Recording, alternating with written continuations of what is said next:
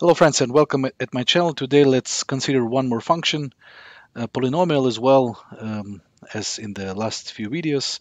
We got x squared minus 5 squared divided by, let's say, 25. All right, so this is the function of the fourth degree. We can rearrange it and we will have a binomial formula, which is x to the power of 4 minus 10x squared plus 25 divided by 25, and I can rewrite it as 1 divided by 25, x to the power of 4 minus, we can cancel it by 5, so 2/5 x squared plus 1. All right, so step number 1, what is the domain? Whatever you want to have. Trust me, it will change soon, and we will have other cases where the domain is not all the real numbers, by far not. Secondary. Symmetry, yes, we do have symmetry considering the y-axis, since f of minus x, as you can see, would be 1 divided by 25 minus x to the power of 4 minus 2/5 minus x squared plus 1, and all the minuses are gone, so we got 1 divided by 25 x to the power of 4 minus 2/5 x squared plus 1, and this is perfectly f of x. So symmetry is given. Number 3, considering the behavior of the function towards plus or minus infinity, what's happening there? Well, once again, we're looking at the highest power, which is 4. If x is positive, x to the power of 4 is positive as well. Multiplication times 1 divided by 25 isn't changing anything, so we're having plus infinity here. And what's happening if x is running towards minus infinity in this case? Well, because of the symmetry, this is the same outcome. Okay.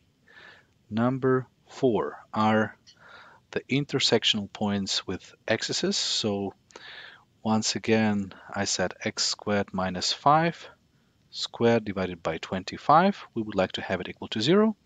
Obviously, it's only the case if the numerator is 0 and we are having x is equal plus minus square root 5. Okay, what will happen if we would like to figure out the point of intersection with the y-axis? Well, for these reasons, we need to put 0 for x, and that would be 0 minus 5 squared is 25, divided by 25 is 1.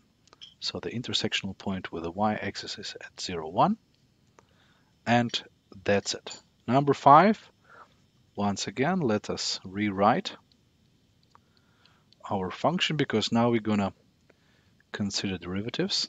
2/5 x squared plus 1. So what is the first derivative? This is 4 divided by 25 x cubed minus 4/5 x. Okay. If we put it equal to 0, we can take x out, right? We got 4 divided by 25 x squared minus 4/5 equals to 0. So x1 is 0. That's nice to have. And then we have 4 divided by 25 x squared equals to 4/5. So we're multiplying times 25 fourth, which is x squared equals to, we can cancel 4 and we can have 25 divided by 5, which is 5. And that means we're having again x equals to plus minus square root of 5. As you can see, once again, we have double 0 points because of this squaring. And that's why the normal intersectional points with the x-axis are somehow repeated as possible extreme values. Okay, let's see what we have. So we consider the second derivative, f second prime of x. What would that be? Well, obviously we're having 3's coming down. We can cancel, so 12 divided by 25 x squared. 12 divided by 25 x squared. Got it here, and then we have 4/5. Okay, once again, because of the symmetry, I only consider square root of 5. So 12 divided by 25, square root of 5 squared is 5, minus 4/5, boom, boom. We got 12 divided by 5 minus 4 divided by 5. That would be 8 divided by 5. It's positive, so we have a min. We are going up afterwards. Okay, at square root 5. But square root 5 is also a 0 point, right? Don't forget that. So we got this one. And immediately, this is mean 1. Because of the symmetry, there is mean 2 at minus square root 5, 0. All right. Number 6, point of inflection. For these reasons, we consider the second derivative.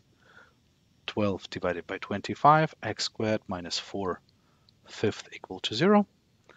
We are having 12 divided by 25, x squared equals to 4/5. We're multiplying times 25 twelfths.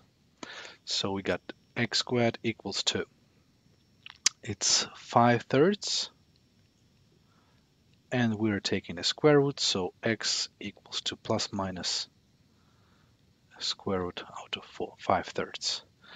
And what about the third derivative of x? Well, this is 24 divided by 25x.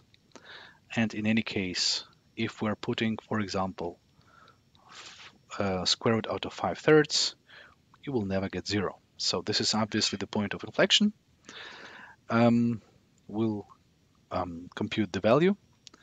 So this is square root out of 5/3. We got 2 of them, obviously, because of the symmetry. And we're just putting it inside our function. So it was, I think, x squared minus 5, I said, right?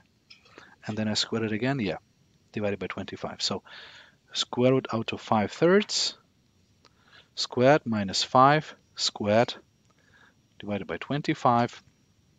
This is just 5/3 minus 15/3. We square it and we divide it by 25. So it's minus 12/3. This is 144 divided by 9 divided by 25 divided by 1. And let's multiply times the reciprocal. So it's 1 divided by 25. It's 144, 225. Well, something slightly bigger than a half. Okay. Cannot simplify it any further. 225. Or can I? No, I can't. I'm sorry. I can really divide it by 3 at least, right?